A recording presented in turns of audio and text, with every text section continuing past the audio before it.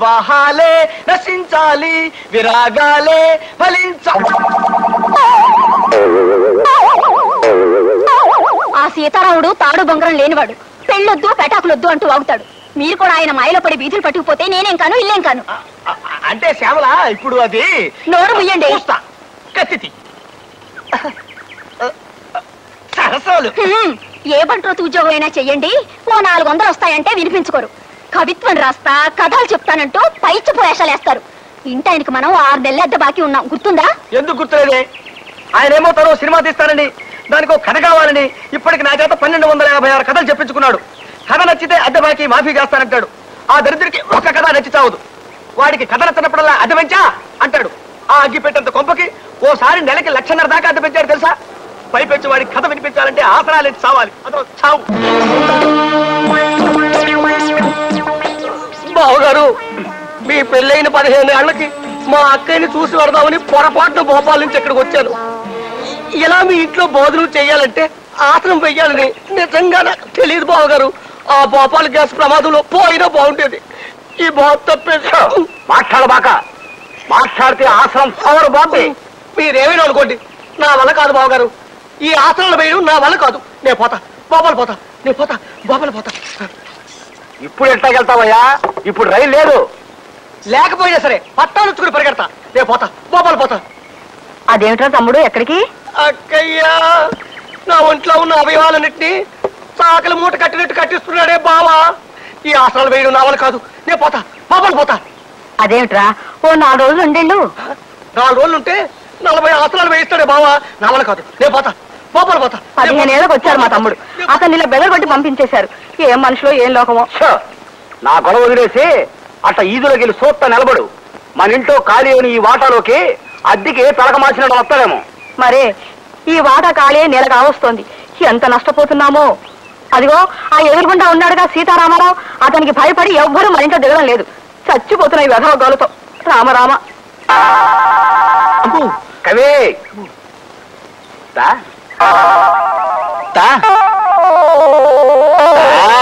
మహాప్రభు, ఓ కొత్త కథ చెప్తానండి అయ్యా. ప్రేమ కథ. ఓ అందమైన అబ్బాయికి, ఓ ఆకర్షణీయమైన అమ్మాయికి సంబంధించిన కథ. ఆసనమేత్త చెప్పు.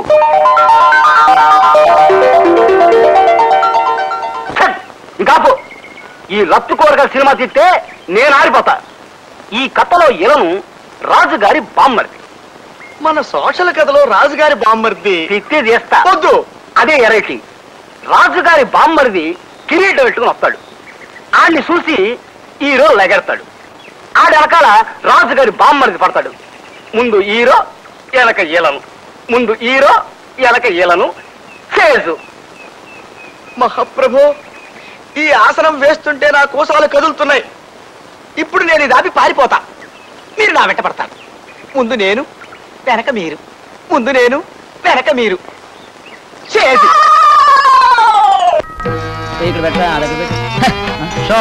అయిపోయిందా?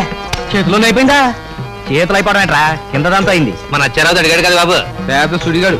దంకాపలాసన్ను 300 అడిగా పడతాయి. సీక్వెన్స్ అన్న షో ఆడే కొడతాడు. అసలు భారత కాలంలో పాండవుల తరఫున మా అచ్చారావు చూతవాడి ఉంటే దుర్యోధనుడి భార్య ధర్మరాజు తోడపై కూర్చోవలసి వచ్చేది.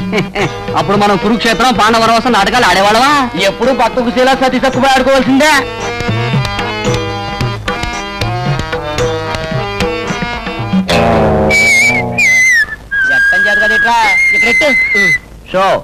మళ్ళీ అయిపోయిందా? ఎంటెంట్ అయిపోతుంది ఎట్రా నీకు? వీడి చేతిలో ఉంది రేఖ కదరా బాబు, ఎదురుగొడ్లాడి జోదరేఖ. అచ్చారావు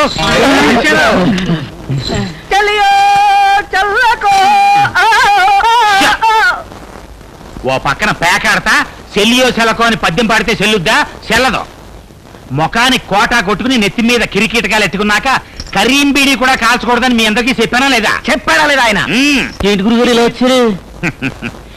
నా మేనల్లుడికి పోలీసు ఉద్యోగం వచ్చింది. నువ్వు నోర్మి. పోలీసు ఉద్యోగమా? అమ్మో నాకొద్దు. మరంత ఎట్లనేనాడు? పరీక్షలు ఎందుకు? బాగా రాశా? నేనెక్కడ బాగా రాశాను? తాజ్మహల్ ఎక్కడుందని అడిగితే తాడేపల్లిగూడలో ఉందని రాశాను. చార్మినార్ ఎక్కడుంది అని అడిగితే సిగరెట్ పెట్టి మీద ఉందని రాశాను. అయినా నీకు ఉద్యోగం వచ్చింది అంటే నువ్వెంత వీర సుడిగాడివో ఆలోచించుకో. పద ఉద్యోగంలో చేరుదు. నేను వెళ్ళను మావా. ఏ అక్కడెక్కడో అంబాజీపేటలో ఇద్దరు కొట్టుకున్నారంటే ఇక్కడ నాకు అండర్వేర్ తడిచిపోద్ది. నాకు పోలీసు ఉద్యోగం ఏంటి? నేను వెళ్ళాం. చూడు మేనల్డా, కాకి బట్టలేసుకున్న కాకిని చూసి కూడా జనం ఉచ్చోసుకుంటారు. నువ్వు పోలీసు అయ్యాక నీ బొడ్డు చుట్టూ ఉండే తోలు బెల్టుతో పెద్ద పుల్లి కూడా ఓ సర్కస్ చేయించచ్చు. ఎక్కువ బస్సు.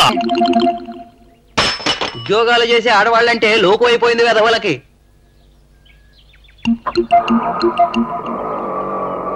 ఆగో ఆగక్కడ. బావా? Stop, hold on. నువ్వెప్పుడొచ్చా? నేను రావడం ఏంటి? నేను ఇక్కడే పార్క్ లో స్వీపర్ ఉద్యోగం చేస్తున్నాను కదా, పొద్దుటి నుంచి ఇక్కడే గట్టి బిక్కుంటూ కూర్చున్నా. వెళ్దాం పద. ఎక్కడికి? బండకు. అబ్బే, మేం బండ్లు ఎందుకు ఎక్కుతాం?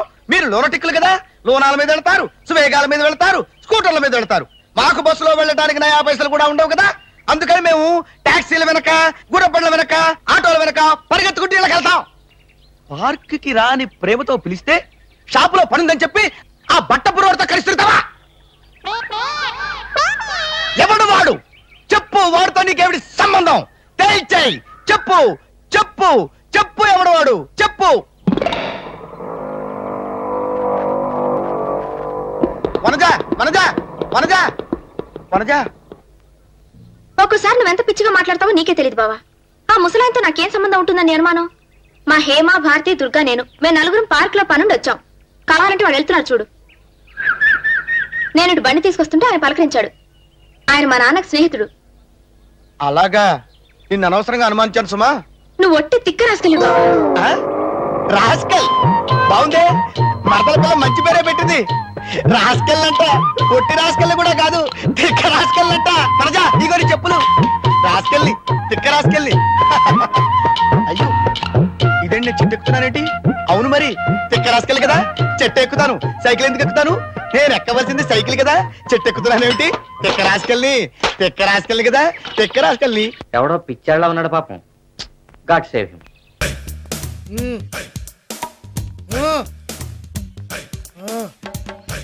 సిగ్గు లేదు, సిగ్గు అనిపించడం లేదు. ఎందుకురా ఎందుకురా ఎందుకురా ఇలా ఉన్నారు? అడిగినప్పుడల్లా దమ్ము, ఈవినింగ్ అయ్యేసరికి రమ్ము. నా డబ్బులు ఖర్చు పెడుతున్నాను కదరా. ఎందుకురా ఎందుకు ఇలా ఉన్నారు? చెప్పండి. కమాన్ స్పీక్ అయితే చెప్పండి. మామ ఒక్క నిమిషం. ఏంట్రాడు మీ అందరికి దావుద్య ప్రేమలా కటింగ్ ఇస్తానేటి? ఎందుకు లేరా, వాడు ఒక అమ్మాయిని ఫాలో చేస్తున్నాడు. దాన్ని సెటప్ చేయడం కోసం 2 రోజుల క్రితం క్వార్టర్ కొనిచ్చాడు రా. అదిగో అప్పటి నుంచి చంపు తింటున్నాడు. నేను ఇంకా పర్వాలేదు, క్వార్టరే తాగాను, అందుకే పర్మిషన్ తీసుకొని వచ్చాను. ఇంకా నయం, వాళ్ళిద్దరు ఫుల్ బాటిల్స్. అదిగో చూడు. You bloody idiot. నీ కంట్రీ చికెన్ కావాల్సి వచ్చిందిరా, కంట్రీ బ్రూట్. నా డబ్బులతోటి ఫుల్ బాటిల్ తాగినావు. రే శివ, వాడిని అహింస మార్గంలో ఏదైనా చేయాలరా. ఎవర్రా అమ్మాయి? అదిగో వస్తుంది చూడు, ఆ అమ్మాయే. మామ చూడ చూడు, ఆ అమ్మాయిని చూడగానే పెద్ద షారుఖ్ ఖాన్ రేంజ్ లో ఫీలింగ్ ఇస్తున్నాడు చూడు. రోజు వీడి గోల భరించలేకపోతున్నావురా. రే శివ, వీడిని ఏదో ఒకటి చెయ్యరా.